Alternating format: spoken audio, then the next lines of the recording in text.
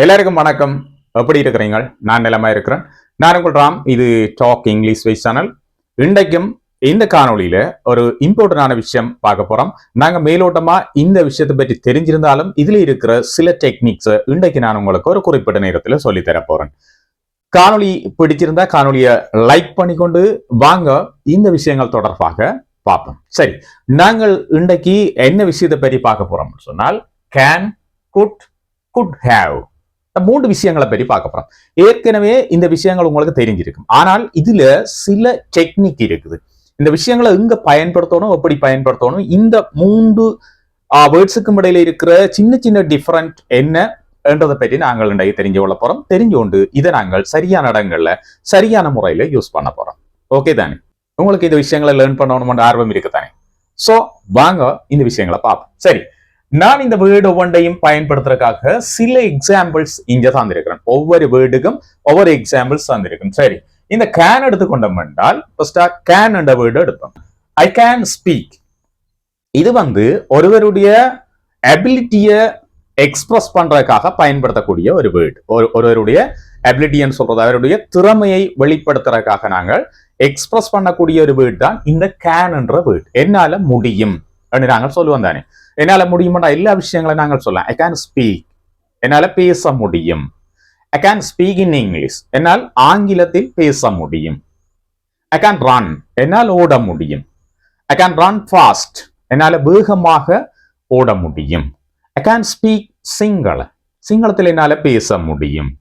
Right? I can teach, என்னால் teach பண்ண முடியும். ஐ கேன் ரிப்பேர், என்னால் ரிப்பேர் பண்ண முடியும். I can talk with you, உங்களோட என்னால கதைக்க முடியும். அப்படி நாங்கள் எங்களுக்கு இருக்கிற அபிலிட்டிஸ், எங்களுக்கு என்னென்ன முடியுமோ அந்த முடியுமன்ற விஷயங்கள் எல்லாம் சொல்றதுக்காக இந்த கேன் என்ற வேர்டை பயன்படுத்தும். சரிதானே? ஓகே. ஸோ அடுத்த விஷயம் பார்த்தீங்கன்னா குட் என்ற வேர்டு. இந்த குட் என்ற வேர்டுக்கு என்ன மீனிங் சொன்னால், இந்த குட் கேன் பாஸ்ட் டென்ஸா இருக்கும். கேன் பாஸ்ட் டென்ஸ் என்றா கேனண்டா முடியும், குட் என்று பார்த்தீங்கன்னு சொன்னா முடிந்தது என்ற மாதிரி வரும். கேன் முடியும், குட்டண்டா முடிந்தது என்ற மீனிங்ல வரும்.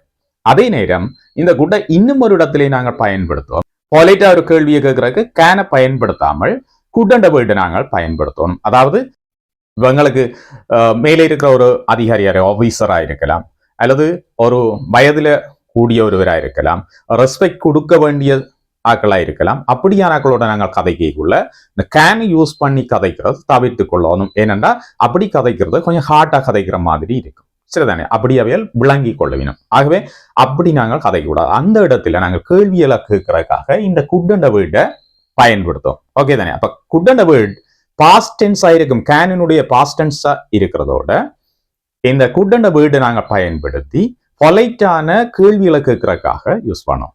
ஓகே தானே? ஓகே, இந்த குட் என்ற வேர்டை பாத்தீங்கன்னா இது can past tense. Right? Can முடியும் என்று வந்தா இந்த குட்ன்றது முடிந்தது என்று வரும். சரிதானே?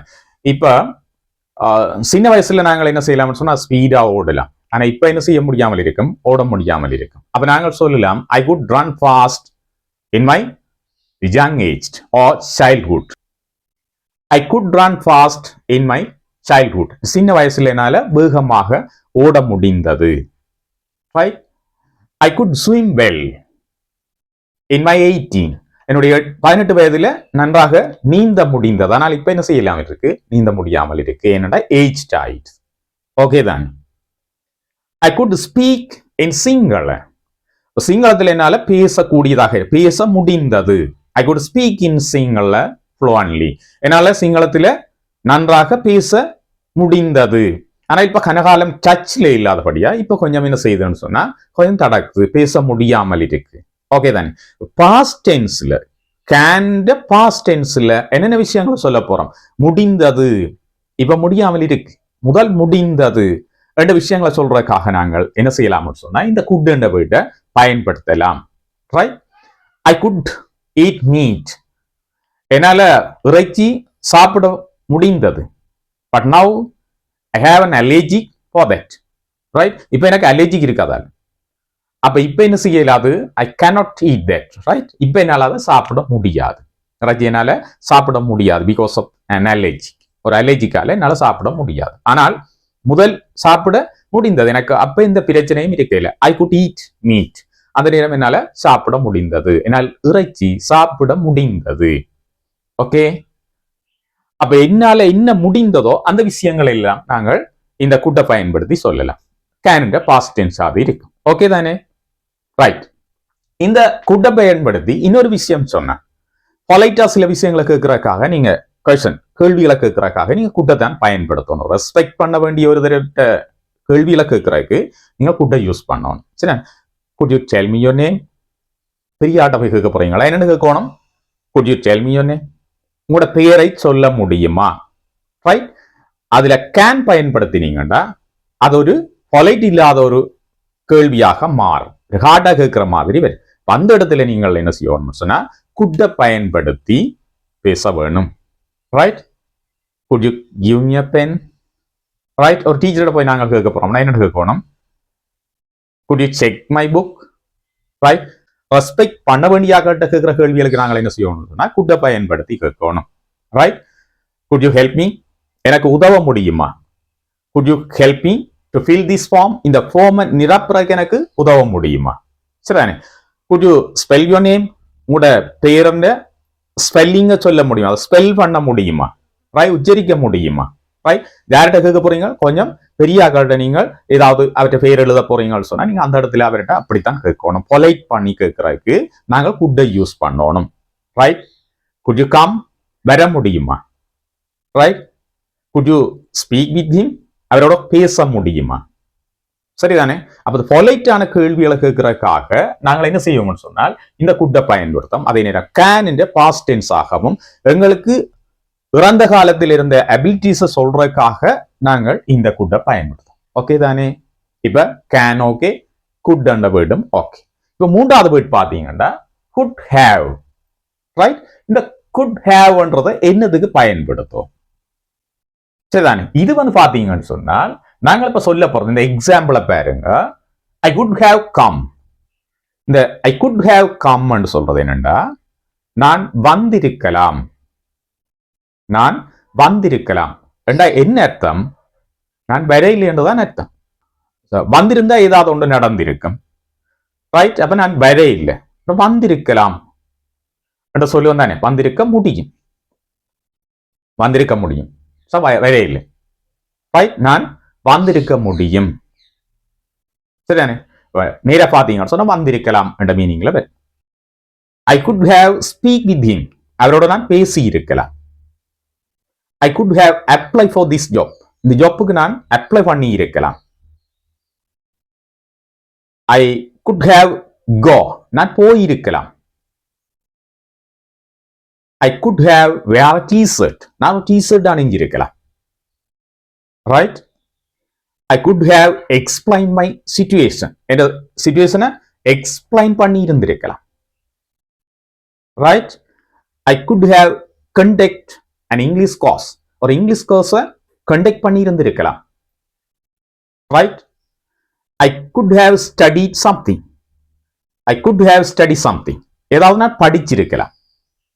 ஓகே தானே? இந்த விஷயங்கள் எல்லாம் என்ன செய்யல? நடைபெற இல்லைன்றதை பிளாங்கி கொள்ளுங்க. நடந்திருக்கலாம் ஆனா நடைபெற இல்லை. பிளாங்கி தானே? இந்த குட் ஹேவ் மூலம் என்ன சொல்லப்படுதுன்னு சொன்னா இமேஜின், இமேஜினேஷன்ல சொல்லப்படுற விஷயங்கள், அதாவது ஒன்று நடக்க இல்லை என்றதான் இங்க சொல்லப்படும். நடந்திருக்கலாம் ஆனா நடக்க இல்லை. ஓகே தானே? சோ இங்க நாங்க மூன்று விஷயங்களை பார்த்திருக்கிறோம். ஒன்று கேனண்டா ஒருவருடைய அபிலிட்டியை சொல்றதுக்காக நாங்கள் பயன்படுத்தும். இப்பொழுது அவரால் முடிந்ததை சொல்றதுக்காக இந்த கேனை நாங்கள் யூஸ் பண்ணுவோம். ஓகே. அதே மாதிரி குட்டை பாத்தீங்கன்னா ரெண்டு விஷயங்களுக்காக யூஸ் பண்ணுவோம். ஒன்று ஒருவருடைய இறந்த காலத்தில் இருந்த அபிலிட்டிஸை சொல்றதுக்காக பயன்படுத்தும். இறந்த காலத்துல பாஸ்ட் டென்ஸ்ல அவருக்கு இருந்த திறமைகளை சொல்றதுக்காக, அவருக்கு இருந்த இயலுமைகளை சொல்றதுக்காக நாங்கள் அந்த வேர்டை பயன்படுத்துவோம். ஓகே. அது கேன் பாஸ்ட் டென்ஸாக இருக்கும். இன்னொரு விஷயம் இதே கூட பயன்படுத்தி பொலைட்டான கேள்விகளை கேட்கறதுக்காக நாங்கள் இதை யூஸ் பண்ணுவோம். பணிவாக கேள்விகளை கேட்கறதுக்கு யூஸ் பண்ணுவோம். ஓகே தானே? அதே மாதிரி லாஸ்டா இருக்கிறது குட் ஹேவ்ன்றது ஒரு நடக்காத விஷயங்கள், நடந்திருக்கலாம் ஆனா நடக்க இல்லை என்ன விஷயங்களை சொல்றதுக்காக நாங்கள் பயன்படுத்துவோம். அது நடந்திருக்க முடியும் ஆனா நடக்கையில கற்பனையில நாங்கள் இந்த விஷயங்களை சொல்லுவோம். சரிதானே? ஆக இந்த 3 விஷயங்கள்ல இருக்கிற எல்லா விஷயங்களும் உங்களுக்கு விளங்கி இருக்குமென்னு நினைக்கிறேன். காணொலி பிடிச்சிருந்தா காணொலி லைக் பண்ணுங்க. அதே நேரம் காணொலி தொடர்பான விஷயங்களை கமெண்ட் பண்ணுங்க. காணொலியை உங்களுடைய நண்பர்களுக்கும் ஷேர் பண்ணுங்க. மேலும் ஒரு புதிய நல்ல காணொலியோட உங்கள் எல்லாரையும் சந்திக்கிறேன்.